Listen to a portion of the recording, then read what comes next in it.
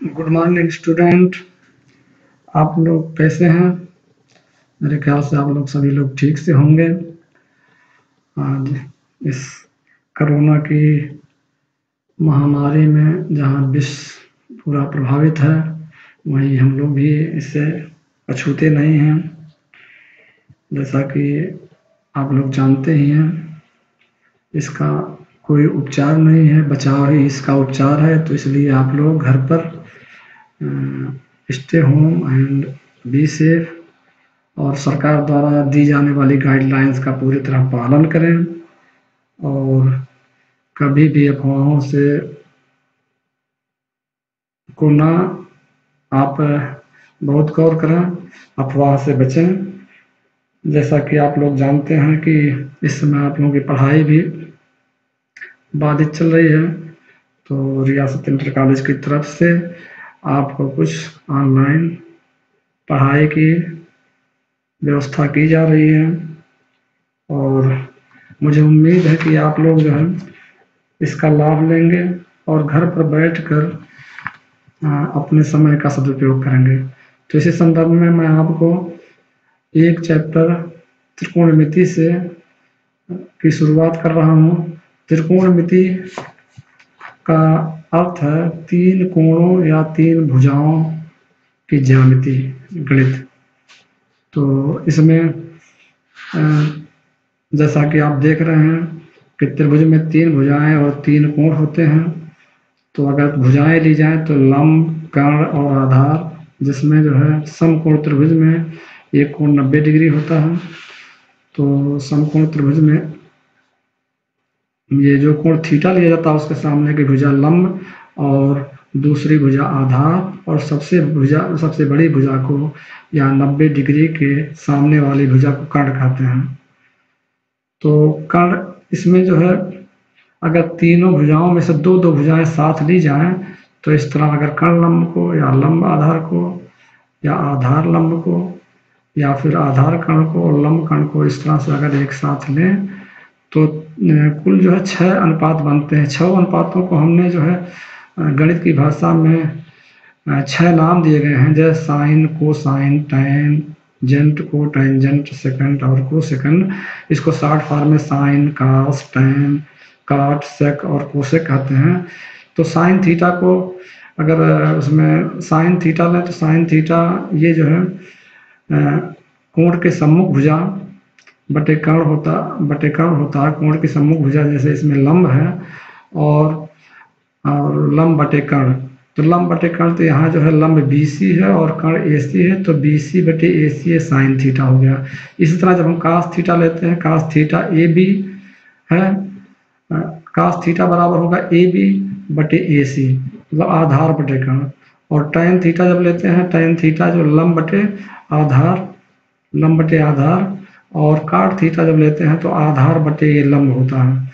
Sec theta जो है आधार बटे कर्ण है और कोसेक थीटा कर्ण बटे आधार है और कोसेक थीटा कर्ण बटे लंब है।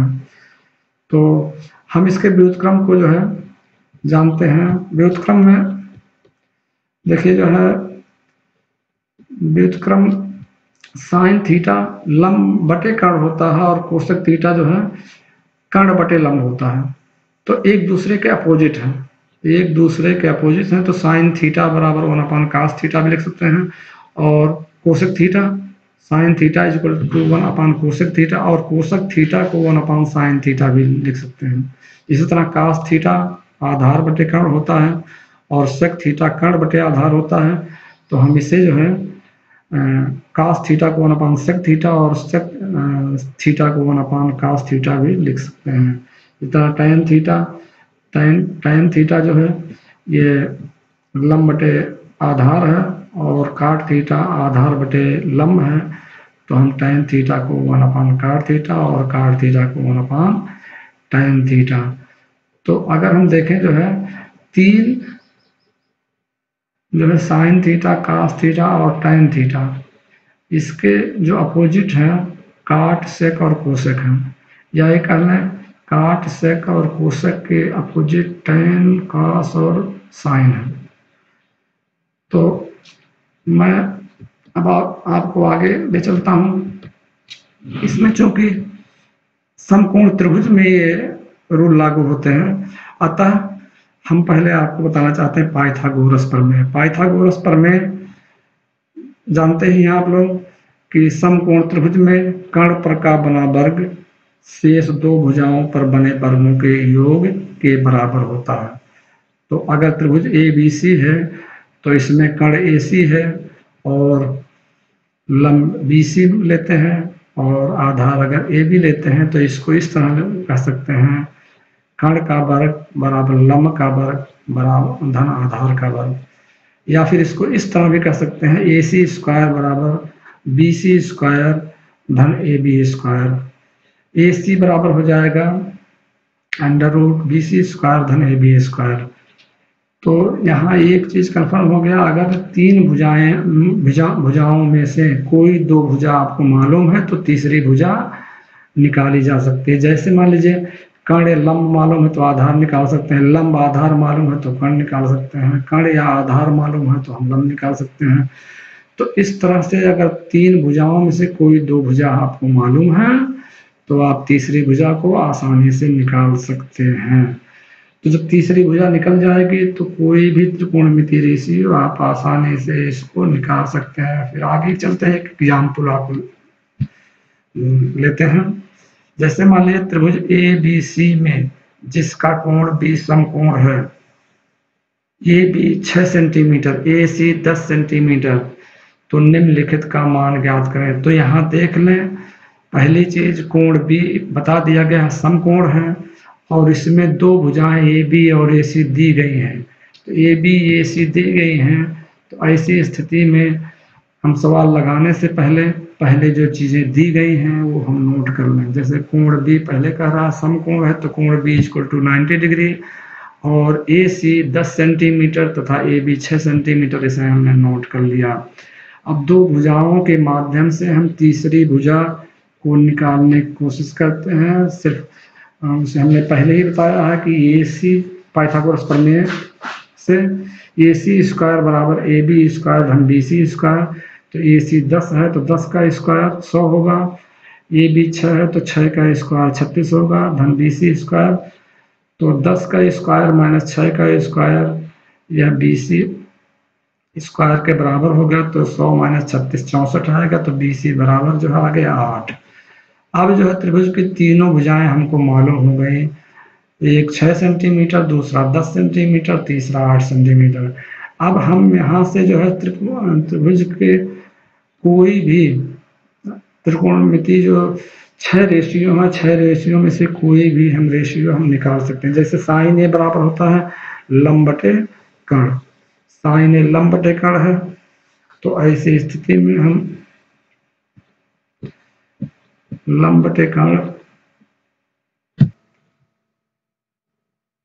हमको आपको पुनः बताना चाहते हैं, साइन ए ये लंब बटे कर्ण है तो बी सी बटे ए सी है, बी सी 8 है, ए सी 10 है, तो 8 बटे 10, इसका मतलब 2 से अगर डिवाइड कर दें 4 बटे 5 आया, तो साइन ए बराबर 4/5 आया।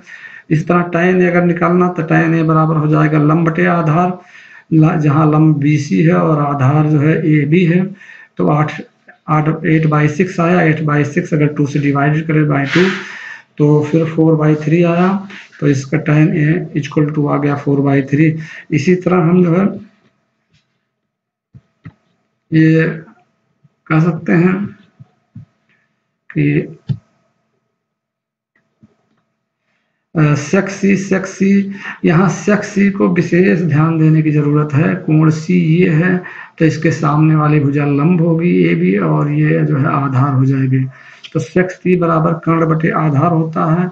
यहाँ सेक सी कर्ण ए सी है लेकिन आधार जो बदल गया, ये कर्ण बटे आधार होता, आधार बी सी है। तो आधार बी सी, तो इस तरह 10/8 डिवाइडेड बाई 2 तो 5/4 हुआ। तो इस तरह से हम ये साइन ए, टैन ए और सेक सी का मान निकाला हमने।